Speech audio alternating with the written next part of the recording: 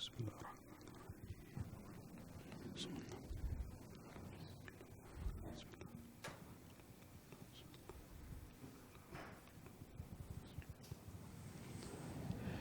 أعوذ بالله من الشيطان اللعين الرجيم بسم الله الرحمن الرحيم الحمد لله رب العالمين والصلاة والسلام على سيد الأنبياء وخاتم المرسلين سيدنا ونبينا بالقاسم محمد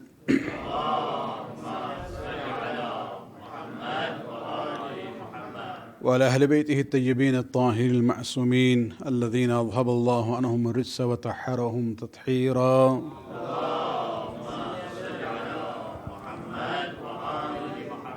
واللعنة دائمة الباقي لأعدائهم من الآن إلى قيام يوم الدين أما بعد فقد قال الله سبحانه وتعالى في كتابه الكريم قل لا أسألكم عليه أجرا إلا المودة في القربى صلوات من أكبر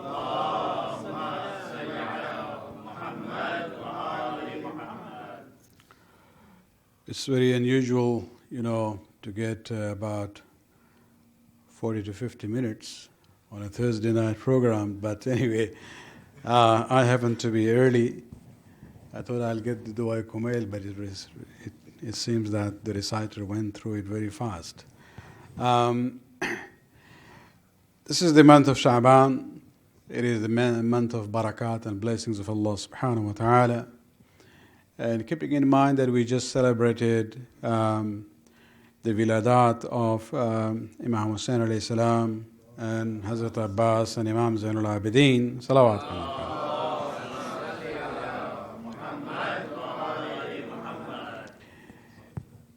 It is a month of, special blessings. Especially the sequence is very interesting. We have Hazrat Abbas first, and then Hazrat Imam Hussain first, and then Hazrat Abbas, and then Imam Zainul Abidin. And all three were present there in Karbala, and all three actually played a very crucial role at the same sequence. The leadership was of Imam Hussain alayhi salam, the command was in the hands of Abbas, and later on it was carried on by Imam Zainul Abidin alayhi salatu wasalam. Salawat.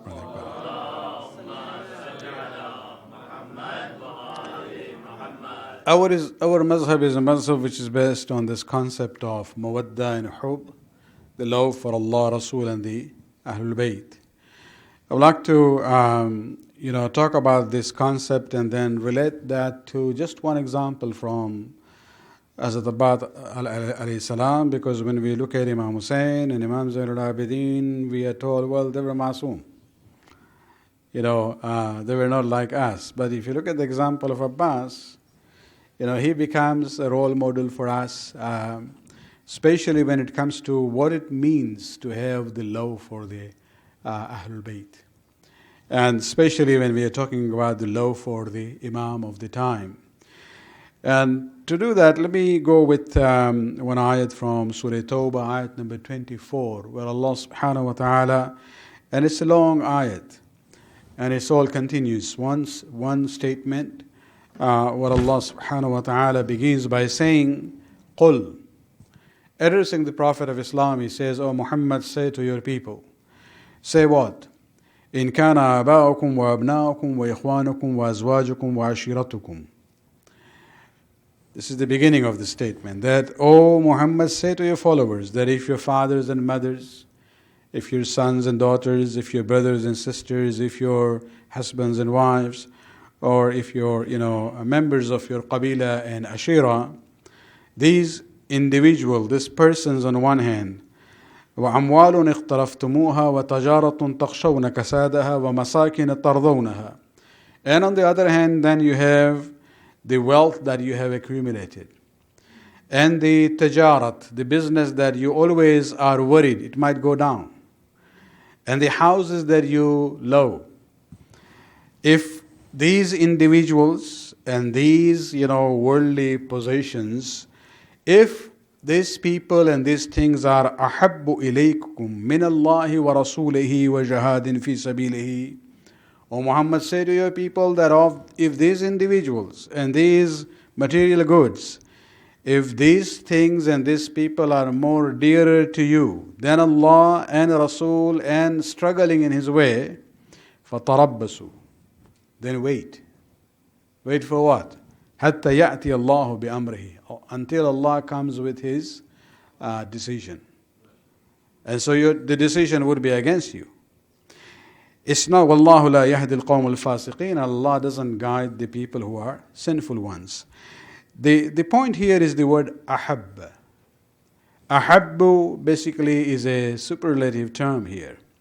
Allah subhanahu wa ta'ala is not saying don't love your parents, don't love your children, don't love your siblings, don't love your spouses, don't love your people, or don't have this, love for your mal or your tijarat and your houses.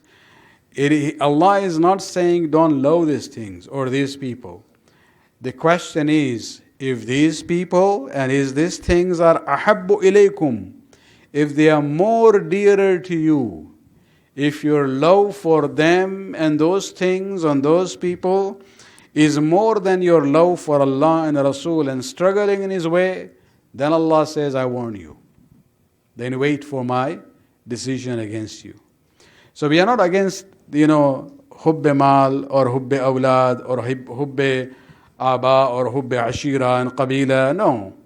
The issue is that if you find yourself at a crossroad, and that is the whole purpose of this dunya, if you find yourself at a crossroad and you see that the demands of loving the family or mal dunya is on one side, and the demand of loving Allah and Rasul and the Imam and the Quran is on the other side, that is the moment of imtihan, ibtila, test and trial. That's what Allah wants to see. What are you going to do now? Are you going to give in to your love for your family and your tribe and your qabila and your mal and your possession and business and house, or are you giving in to the love for Allah, Rasul and the Imam and the struggle in the way of Allah subhanahu wa ta'ala? That is the main issue here. If I may explain this, I have talked about it in the last 2 Friday khutbahs, but the explanation I'm giving is not here. It's in the book that I've written on marriage and morals in Islam in 1986, I think. You look at this concept of how do you reconcile between the love of Allah on one hand and the love for the family on the other hand. Allah subhanahu wa ta'ala doesn't say don't love them. He says if they are more dearer to you, then there's a problem. It's just like, if you look at this, that this whole concept of love and hub, in the Islamic perspective, it actually rotates within certain, orbits. You look at the moon. The moon goes around the earth. And basically, if I may use that terminology, the moon loves the earth. It dances around the earth. But then, the earth and the moon, even when the moon is rotating around the earth, together they rotate around the sun. So they are all synchronized. So although the moon is rotating around the earth, and that is the beloved for the moon, but together it's actually rotating around the sun. You put Allah, Rasul and the Imam there in the center. You love your parents, good. As long as your love is in sync, it's in the same, orbit of the wider circle of the love for Allah, Rasul and the Imam, then there is no problem. The problem starts when you see the pull is on 2 different directions. And that is where we have to be careful about that issue, and that is the moment of imtihan. Then we have to basically give up everything and be inclined towards Allah, Rasul and jihad fi sabilihi, which also after Rasul is reflected in the love for the Imam of the time, Ajjalallahu Ta'ala Faraj Sharif. Salawat.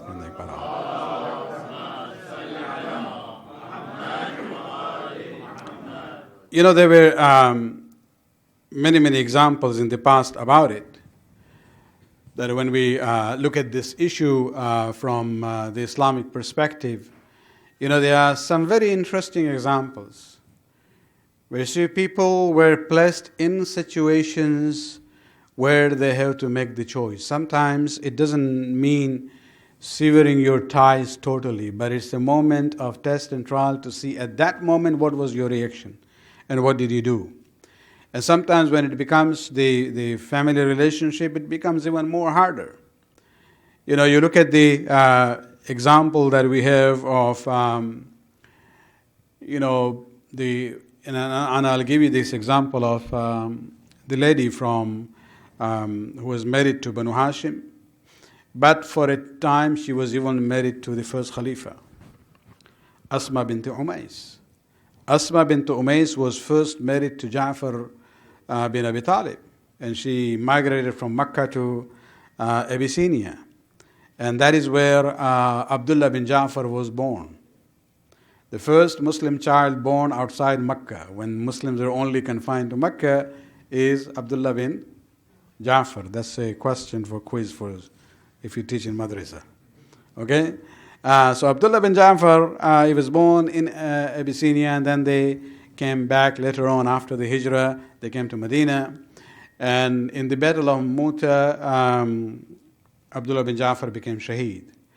And of course, in order to have shelter and protection, that was the system those days. Abu Bakr, proposed marriage, and it was accepted. However, because as far as the Abdullah bin Ja'far is concerned, Imam basically took him under his care. And Abdullah bin Ja'far was raised by Amir al-Mu'mineen from that time onwards. And Asma bint Umays was now married to Abu Bakr. During the days of Rasulullah, it was okay. But after the wafat of Rasulullah, you can just realize her situation. She is now the wife of the first Khalifa. But where is her loyalty? Her loyalty is with Ali Muhammad. And there are so many examples. You can just realize, and I'll give you one example, that Bibi Fatima Zahra salawatullah alayha.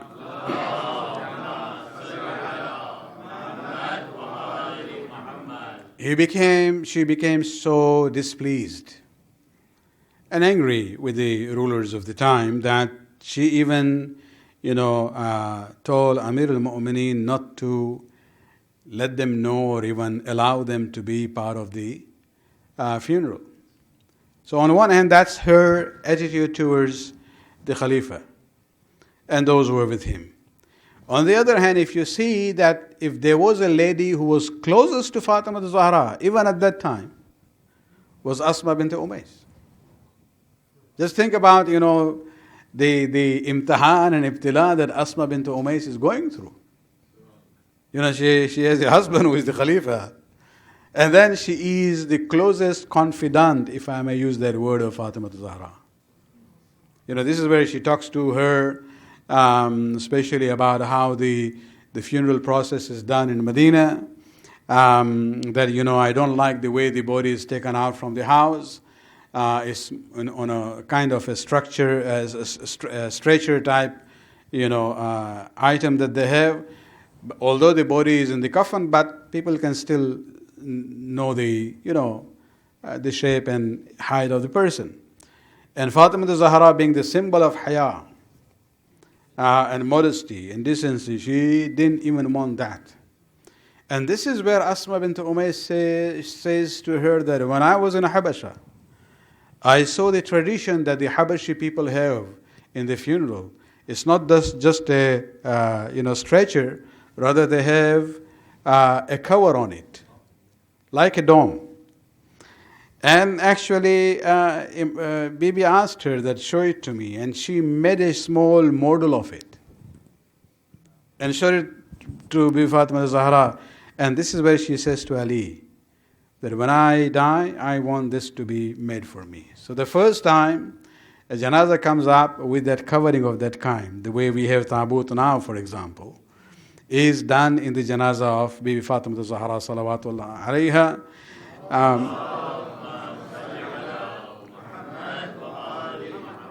Based on this idea that Asma bint Umays, presented to her from Habasha.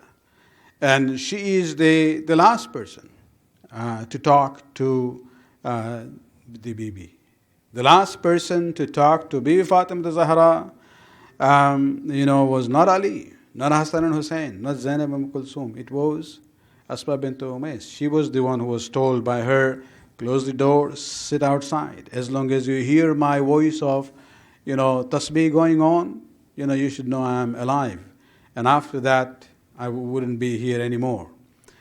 And this is where you see, so what I'm saying is that sometimes, people might find themselves in very challenging situations.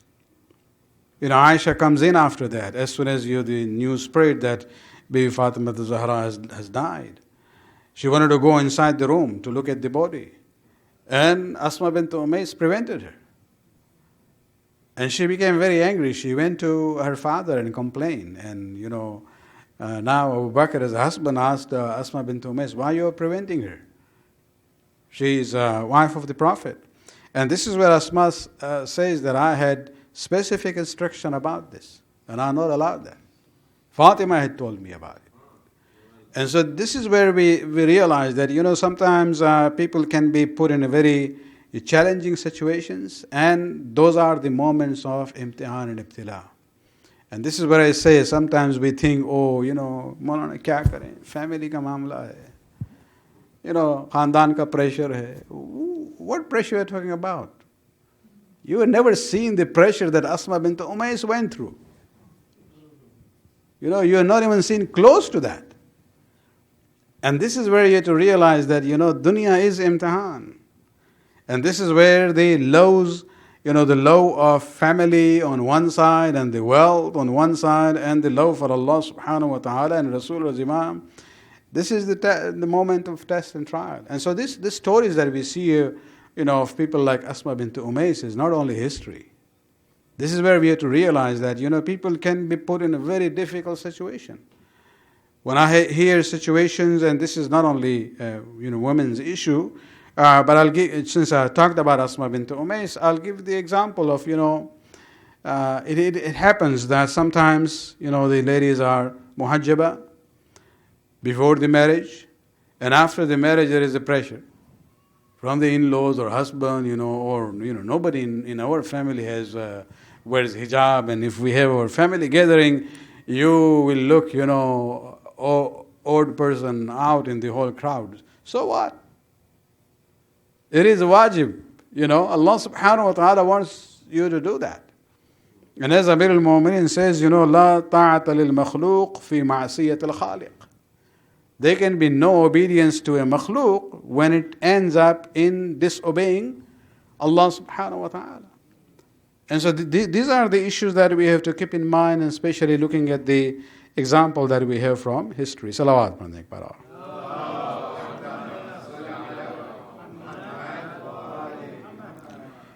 One more example that I would like to, share with you here is this is the situation of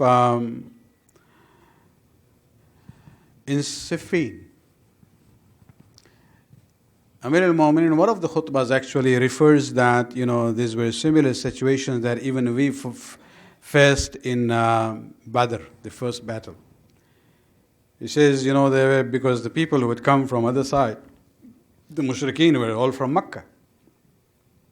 And the muhajirin who were here were most of them were from Makkah. So there were some family relationships on this side and that side.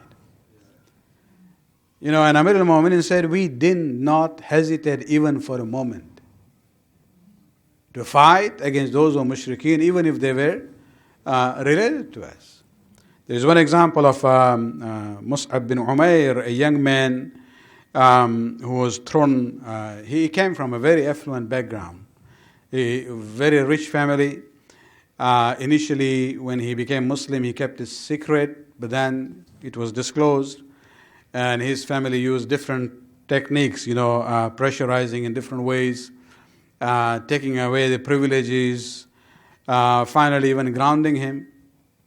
He can't go anywhere until he renounces Islam, and he said, "I'll not do that." So a person who is young and has been raised in affluence, very luxurious life, one of the richest families in Mecca, finally they say, "We'll throw you out without anything. Just your clothes that you have on you, okay, that's it, go out." And so he is thrown out of the family just because he had accepted Islam. As Mus'ab ibn Umayr said, if that is the choice, I will accept it. And he goes. And the way he came to Rasulullah, he was crying. He didn't know where to go, what will happen to him. And Rasulullah looked at him and felt sorry for him. But he maintained his iman, even in this poverty that he was facing now, after having lived a very luxurious, comfortable life. And he became so close to Rasulullah that he actually, and there was kind of a resemblance in their facial features.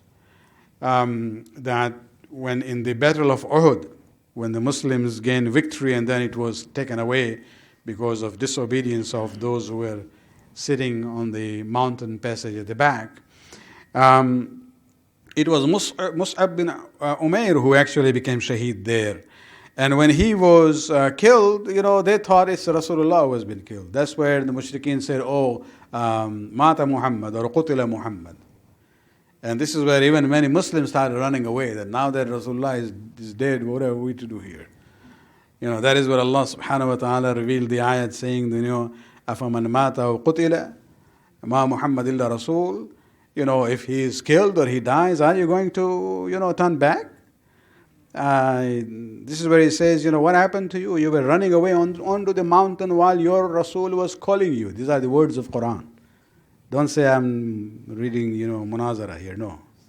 Allah subhanahu wa ta'ala in Quran, he says, you were running onto the mountain while the Rasul was calling you back. And you didn't even turn back to look at him. And so this is Mus'ab bin Umayr, and he became so close to Rasulullah that he, when the people of Medina started establishing official contacts with Rasulullah in 2 years, then they asked Rasul, these are the leaders of one of the tribes, Aus or Khazraj, I'm not sure which one.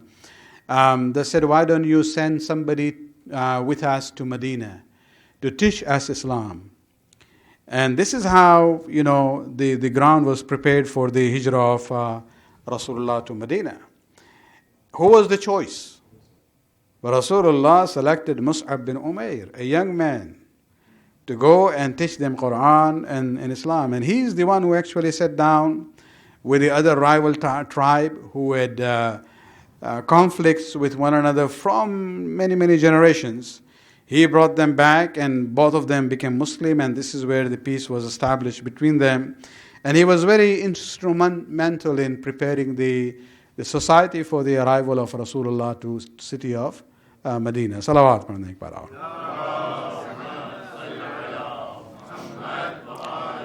So his example in Mecca, and coming back to that ayat that I recited from Surah Tawbah, was the challenge between comfortable life of affluence, and Islam. It was it's a test trial for him, and he chose poverty over shirk and kufr. And if you see, even in the Battle of Badr, where the Muslims are victorious and they captured about 70 prisoners of war, one of those who were captured from the mushrikeen of Mecca was the brother of Mus'ab bin Umayr. While they were going back from Badr to Medina, the Muslim warrior who was actually holding the brother of Mus'ab, they happened to, pass by one another. And Mus'ab turns to this Muslim and he says, hold on, strong to him. Don't let him run away because his mother is very rich and you will get a lot of money when you exchange him for the ransom. And Mus'ab's brother turns, he says, what is the matter with you? I'm your real brother. You are saying this about me? And Mus'ab says, after Islam, you are not my brother. He is my brother. This is where you have to realize that when it comes to Islam, it's not Khandan, Qabila, and Ashira, and this and that. It is religion. It is Allah, Rasul, and the Ahlul Bayt, alayhimu salatu wa salam. Salawat from the Akbar.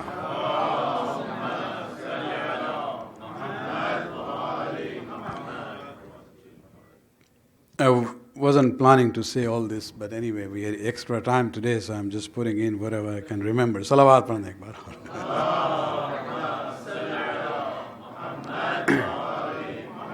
One more example is from Siffin.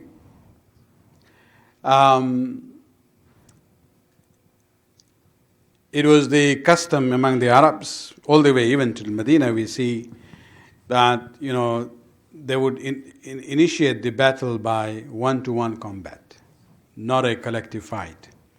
One person will come from one side and then challenge and introduce himself and say, is there a mubariz, hal min mubariz, is there anyone to accept my challenge?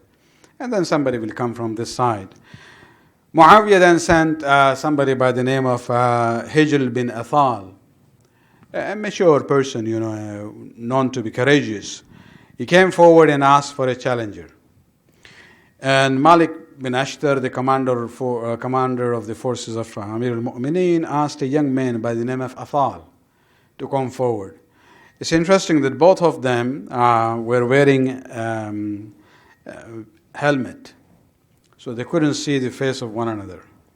And so the young man from Ali's side and the relatively old person from the other side, they came into the middle and they started, fighting one another, until the young man, Athal, actually injured Hijl, who was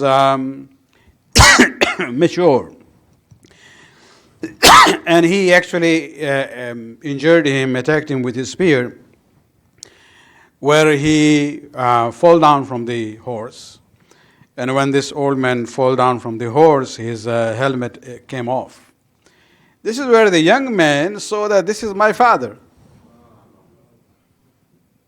This is the father and the son, both on opposite sides. So it was a very natural instinct that Athal got down from his horse, went to his father to see he's injured there, bleeding, and so he held him. Now the father says, Ya bunayya, halumma ila Sham wal amwal al-kathira ma'a Muawiyah. The father is now trying to, pull the son towards his side. He says, come with me, oh my son, come with me to Sham. Muawiyah has much to offer as far as mal dunya is concerned. What is the response of the son? He says, halumma ila al-akhirah wa jannat al-khuld ma Ali bin Abi Talib. Oh my father, I ask you to come with me. Come to the akhirah, to the perpetual garden which is with Ali bin Abi Talib alayhi salatu wassalam.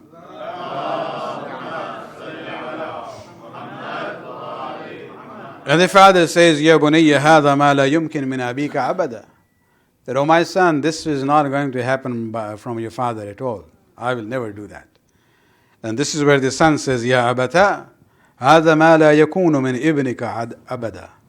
What you are asking me to do, this will also never ever happen. And this is where they decided to, the son then says, Irja ila sahibika, فَإِنِّي راجع إلى صاحبي. You go to your, companion, and I'm going to my companion.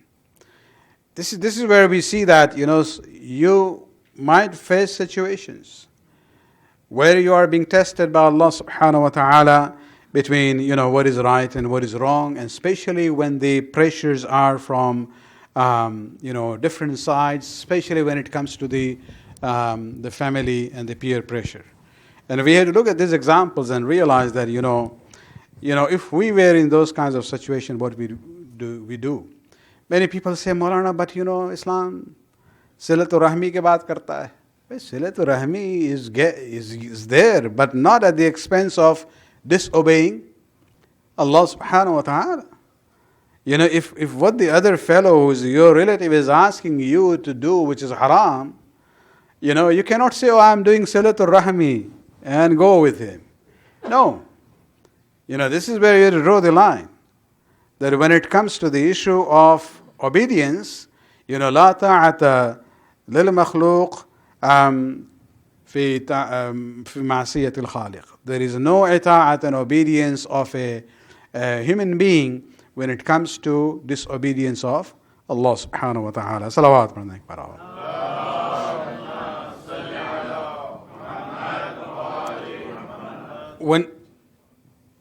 جب ہم جناب عباس کی زندگی کو دیکھتے ہیں، چونکہ ابھی ولادت کا زمانہ ہے، یہی ویک، جناب عباس کا کمال کس بات میں تھا؟ اور ہم یہ در حقیقت اس کو سمجھتے ہیں، یہ ایک چھوٹی سی تصویر ہے جو امیر المومنین کے کردار کی ہے. علی کو ہم صرف زیادہ تر جانتے ہیں کہ علی نے تلوار چلائی، بدر میں، احد میں، حنین میں، خیبر میں، خندق میں. یہ سب فضیلتیں ہیں، نو ڈاؤٹ اباؤٹ اٹ. دوسروں کے سامنے ضرور بیان کریں، دیر از نو ہیزیٹیشن، نو پرابلم. لیکن خود ہمارے اپنے معرفت کے لیے علی کا کمال تلوار چلانے میں نہیں تھا. علی کا کمال اس وقت تھا کہ طاقت رکھتے ہوئے بھی تلوار کا استعمال نہیں کیا. رسول اللہ کی وفات کے بعد حالات کو آپ دیکھیں. جناب سیدہ کے ساتھ جو ظلم ہوا، فدق کا معاملہ ہے. خلافت کا معاملہ تو ذاتی تھا امیر المومنین کا، لیکن جناب سیدہ کے معاملے کو بھی آپ دیکھیں. جس طرح سے رسول نے باتیں کی تھیں علی سے کہ اسلام کے خاطر آپ کو صبر کرنا پڑے گا، امیر المومنین نے اسی قاعدے پر عمل کیا. علی کی شجاعت تلوار چلانے میں نہیں ہے، علی کی شجاعت اپنے اس قوت بازو کے اس طاقت کو کنٹرول میں رکھنے میں ہے. جناب عباس کا پورا کمال کیا ہے؟ شب عاشور میں ایک بزرگ کوفہ کے صحابی تھے، امام کے، نام ہمیں یاد ابھی ذہن میں نہیں ہے، جنہوں نے جناب عباس کو سائڈ میں بلایا اور کائنڈ آف ایڈوائز کرنا چاہا. وہ بزرگ تھے بہرحال، کہ آپ کو یاد ہے نا کہ آپ کی والدہ سے شادی آپ کے بابا نے کیوں کی تھی؟ مقصد یہی تھا کہ ان سے ایک شجیع اور بہادر بیٹا پیدا ہو جو حسین کے کام آ سکے. تو جناب عباس نے یہ بچپنے سے سنا تھا سب کچھ، اور ٹریننگ جو خود جناب امیر المومنین نے دی تھی، فن حرب جسے کہتے ہیں، مارشل آرٹس، اور کس طرح سے جنگ لڑنا ہے. تو یہ خون میں، وہ وراثت میں ماں باپ دونوں کی طرف سے شجاعت اور بہادری آئی ہے. اور فن حرب جو ہے علی سے حاصل کیا ہے عباس نے. لیکن عباس کا کمال روز عاشور تلوار چلانے میں نہیں ہے. جناب عباس کا جو کمال ہے وہ مکمل اطاعت میں ہے کہ جو مولا کہیں گے وہی ہوگا. یہ جذبات کی بات نہیں ہے، یہ ایموشنز کی بات نہیں ہے. یعنی بڑا مشکل رہا ہوگا یقیناً. یعنی وہ انسان جو بچپنے سے سنتا چلا آ رہا ہے کہ ہمارے بابا نے شادی کیوں کی تھی ہمارے والدہ سے، یعنی یہ ہمارے لیے مقصد حیات بن گیا ہے. لیکن جب دن آتا ہے، جس دن شجاعت و بہادری کی بات ہے، اس وقت جناب عباس نے اپنے تمام خواہشات اور جذبات کو دبا لیا. اور جب آئے ہیں، آپ دیکھ لیں، یہی ہم ایک صرف مثال دینا چاہیں گے اپنے اس آئے سورہ توبہ کے اس تھیم سے، کہ جہاں محبتوں کا امتحان ہوتا ہے تو وہاں دیکھنا پڑتا ہے کہ آپ کی محبت جو ہے زیادہ اللہ، رسول اور امام کی طرف ہے یا کہیں اور ہے.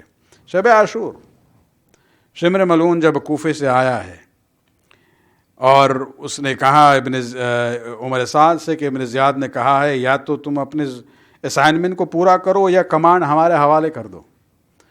اور وہاں پھر وہ بات ہوئی کہ جنگ شروع کی جائے اور جناب امام حسین نے جناب عباس کو بھیجا تاکہ ایک رات کی مہلت ملے عبادت کی، کل صبح دیکھا جائے گا.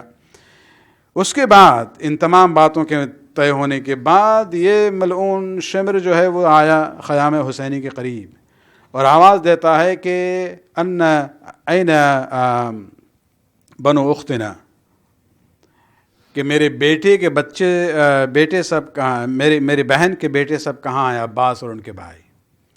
چونکہ یہ قبیلے کے لحاظ سے رشتہ داری تھی، کوئی ریئل رشتہ داری نہیں تھی، چونکہ جناب فاطمہ ام البنین جو ہیں وہ اسی قبیلے کلابیہ کی تھی جس کا شمر بھی اسی قبیلے سے تھا. عباس نے جواب نہیں دیا، لیکن امام حسین نے کہا کہ وہ بلا رہا ہے، تم جا کے سنو تو صحیح اس کی بات کیا ہے. وہاں صرف ایک جملہ آپ کے سامنے ہم پیش کرنا چاہتے ہیں کہ وہ شبر نے جب ملاقات ہوئی تو وہ کہتا ہے کہ ہم جب کوفہ سے چلے ہیں تو ابن زیاد کی طرف سے امان نامہ لے کے آئے ہیں آپ کے اور 3 بھائیوں کے نام، تم لوگ ہمارے ساتھ چلو، تمہارے لیے خیر ہے اور بچ جاؤ گے. جناب عباس کے الفاظ قابل غور ہیں. فرماتے ہیں لعنک اللہ ولعن امانک، خدا تجھ پر لعنت کرے اور یہ جو امان نامہ تم لکھ کے لے آئے ہو ہم لوگوں کے لیے اس پر بھی لعنت ہو. اتؤمننی ولا امانہ لابن رسول اللہ، آپ جواب کو دیکھیں کہ تمہیں ہمارے قبیلے کی جو رشتہ داری ہے اس کا پاس ہے کہ تم نے یہ سوچا کہ بھائی ہمارے لیے امان نامہ لے کے آؤ، لیکن اس رشتے کا تم نے پاس نہیں رکھا کہ یہ حسین کون ہیں، یہ رسول اللہ کے نواسے ہیں. اس ریلیشن شپ کا تمہارے دماغ میں بالکل خیال ہی نہیں آیا. تم پر بھی لعنت ہو، اس امان نامے پر بھی لعنت ہو. یہ در حقیقت وہ معیار ہے کہ انسان جب دوراہے پہ ہوتا ہے تو اس کی محبت جو ہے اللہ، رسول اور امام کی طرف جھکنی چاہیے. اور عاشور کا دن دیکھیں آپ کہ جتنے شہداء ہیں سب گئے تھے اس مقصد کے لیے کہ جو ہم سے اب کچھ ہونے والا تو نہیں ہے، کوئی اسائنمنٹ نہیں دیا گیا تھا، لیکن یہ کہ بہرحال اب چونکہ مقابلہ ہو رہا ہے ہمیں جا کے لڑنا ہے اور لڑنے کے بعد شہادت حاصل کرنی ہے. اور جناب عباس بھی اسی لیے آئے تھے امام حسین کے سامنے کہ مولا اب میرا نفس جو ہے تنگ ہو رہا ہے، مجھے اجازت دے کہ ہم ان کفار سے جا کے جنگ لڑیں. عنوان یہی تھا. اس وقت امام نے وہ جملہ کہا ہے کہ عباس اذا مضیت تفرق عسکری، کہ عباس تم جانے کی بات کر رہے ہو، اگر تم چلے جاؤ گے تو میرا لشکر ختم ہو جائے گا. جس پر عباس نے یہ کہا تھا کہ مولا وہ لشکر کہاں ہے، لیکن حسین کی نظر میں جب تک عباس زندہ ہے پورا لشکر زندہ ہے. جنگ کی اجازت نہیں ملی، لیکن ہاں بچوں کے العطش کی پیاس کی شدت کی وجہ سے آواز بڑھ رہی تھی، اور اسی وقت بچوں کی آواز جو العطش بڑھی ہے، بس وہ ایک بہانہ مل گیا. امام حسین نے کہا کہ اگر کچھ کرنا ہے تو ان بچوں کے لیے پانی کا انتظام کرو. یہ اسائنمنٹ تھا جو حسین نے عباس کو دیا ہے، اور جناب عباس کے لیے یہ بہت بڑی بات تھی کہ مولا نے ایک کام مجھ سے کہا ہے. اور جاتے ہیں، آپ کو واقعات آپ سنتے رہتے ہیں، نہر علقمہ پر قابض ہوئے، پانی بھرا ہے، اور جب آئے ہیں واپس کوشش کی ہے، چونکہ آپ سوچ لیں کہ جہاں جہاں پہ دریا ہے پانی جو ہے نشیب کی طرف ہوتا ہے، اور اب جناب عباس کو اپنے گھوڑے سے بلندی کی طرف جانا ہے جہاں خرمے کے کچھ درخت تھے، اور انہی درختوں کے پیچھے جو ہے یہ ملعون بیسیکلی انتظار میں بیٹھے ہوئے تھے کہ جناب عباس کے ایک بازو پر پیچھے سے وار ہوتا ہے اور وہ قلم ہو جاتا ہے، دوسرا بازو قلم ہو جاتا ہے. عباس کو اپنی فکر نہیں تھی، ان کے ذہن میں صرف یہی بات تھی کہ مولا نے کہا ہے بچوں کے لیے پانی لے کے جانا ہے، بس مشکیزوں کو اپنے دہن کے ذریعے سنبھال لیتے ہیں اور اپنے دھڑ کو گھوڑے کی گردن پر ڈال لیتے ہیں تاکہ اس مشکیزے کی حفاظت ہو سکے، اور زور دیتے ہیں کہ گھوڑا آگے جائے۔ عزاداران حسین، ہر بزدل سپاہی یزیدی لشکر کا جب دیکھتا ہے کہ عباس کے بازو نہیں ہے، قریب آتا ہے، اتنے حملے ہوئے ہیں، کسی شہید پر اتنے نہیں ہوئے ہیں جتنا عباس پر ہوئے ہیں۔ آخر میں عباس نے چاہا کہ دیکھے کہ خیمہ کتنا دور ہے، اپنے پیر کو رکاب پر زور دیتے ہیں اور اپنے دھڑ کو اٹھاتے ہیں کہ دیکھ سکے۔ بس عباس کا بلند ہونا تھا کہ ایک 3 چوبے کا تیر آتا ہے، مشکیزے کو پار کر دیتا ہے، عباس کی تمام امید ختم ہو جاتی ہے۔ اس لیے آپ دیکھتے ہیں کہ حسین کو بازو پہلے ملے ہیں لیکن عباس بعد میں ملے ہیں، اس لیے کہ یہ احساس شرمندگی تھی عباس کو۔ مولا نے پانی مانگا تھا لیکن ہم سکینہ تک پانی نہیں پہنچا سکے، اور اسی لیے جب جناب حسین آئے ہیں اور آخری جو خواہش کے لیے پوچھا ہے، عباس نے ایک جملہ کہا ہے، کہا جاتا ہے کہ یہ کہا تھا کہ ہم سکینہ سے شرمندہ ہے، میرے لاش کو نہ لے جائے وہاں تک۔ بات صرف اتنی نہیں تھی، عباس جانتے تھے کہ حسین نے معمولی سے معمولی صحابے کے بھی لاشیں کو مقتل میں نہیں چھوڑا ہے، گنج شہداء تک لے کے آئے ہیں، میرے لاش کو نہر القما کے پاس نہیں چھوڑیں گے، لیکن عباس کا لاشا اتنے ٹکڑے ٹکڑے ہو چکا تھا کہ مولا چاہتے بھی تو اٹھا نہ سکے، اس لیے عباس نے مولا کی زحمت کو ختم کرنے کے لیے وفاداری کا اعلان کیا۔ لعنت اللہ علی القوم الظالمین سیعلم الذین ظلموا ای منقلب ینقلبون۔ خداوند اس کل عبادت قبول فرما، ہمارے گناہوں کو بخش دے، ہمارے توفیقات میں اضافہ فرما۔ خداوند شیعان علی جہاں بھی ہیں ان کو اپنے حفظ امان برکھ، جو دشمنان اسلام خصوصاً تکفیری افواج جہاں بھی ہیں ان کو نیست و نابود فرما، امام کے ظہور میں تاجل فرما۔ ربنا تقبل منا انک انت السمیع العلیم۔